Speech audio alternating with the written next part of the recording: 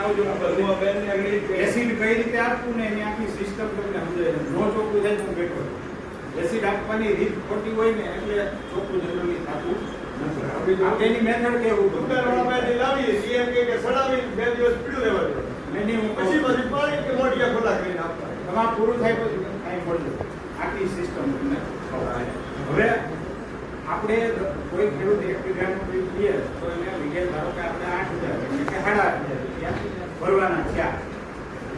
એ 8,500 આપણે પહેલા તો 8 થી 10 ભાગ પાડીએ દુકાને કે આપણે 10 વર્ષ માટેનું રોકાણ થયું. અને વરસના કેટલા રૂપિયા થાય? 850 રૂપિયા થયા. 850 રૂપિયામાં તમે કેવડા ફાયદા લઈ લો? મુગાવો સારો થાય તો 50 રૂપિયાની દાણાની બચત થાય.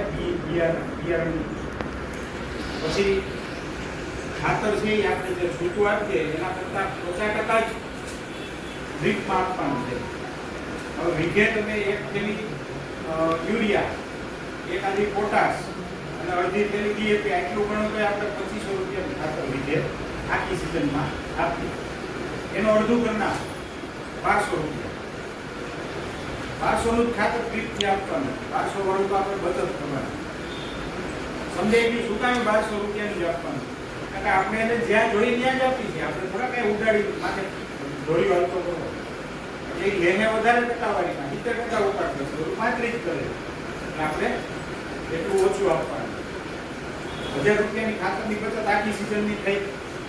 પાણીમાં લાઇટ બિલમાં કઈ ફેર પડશે? ટપકના ધોરિયામાં 50 રૂપિયા ઓછું લાઇટ બિલ આવશે. પછી આપણી જમીનની અંદર ક્ષારનું પ્રમાણ કઈ ઘટશે. આપણે ધોરિયાથી પાણી દાબો તો 1 વીઘામાં 70,000 લીટર પાણી પીવું ધોરિયા તો ટપકમાં એનું પાણી 70ની જગ્યાએ 7,000 લીટર નાખો તો 1 વીઘાનું ઇરિગેશન. પાણીમાં ક્ષાર આવું તો એ ક્ષારની વાત એમાં કેવી કરે બંધ થઈ જાય. કેટલો ક્ષાર જાય પછી કોરું ખેતર હોય, રીતથી સંચાલન થતું હોય, એમાં રોગ અને જીવાત ઓછા આવે, ધોરિયાવાળા વધારે આવે. આખો દવાનો એક સ્પ્રે ઘટાય ઘટી આખી સિઝનમાં 5 સ્પ્રે મારતા હોય, ટપકવાળા 4 સ્પ્રે કરીએ વીઘે આપણે 200-300 ફૂટવાર મારતા 4 રૂપિયાનો વીઘે 4 રૂપિયાનો પૈસા સંભાતો એ બોનસમાં. પછી ટાઈમે આવી રીતે ખાતરના પાણી બધું મૂળિયામાં જોઈ ત્યાં આપ્યું હોય જે ટાઈમે જોઈએ તો એ વીઘે મણ કેવું વધારે આપશે ને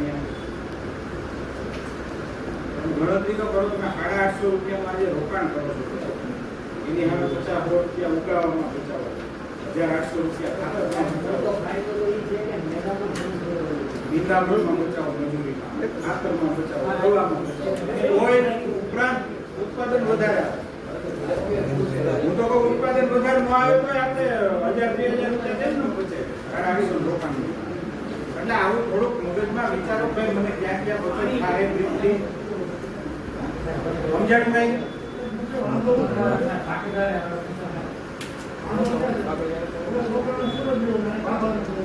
બાબાને જ અનુકૂળ આવે, બાબાને જ અનુકૂળ આવે. અમારી પાસે પૂછે ઠીક છે તો ભાગ રાખવા આવે ત્યારે એક હોય ને તો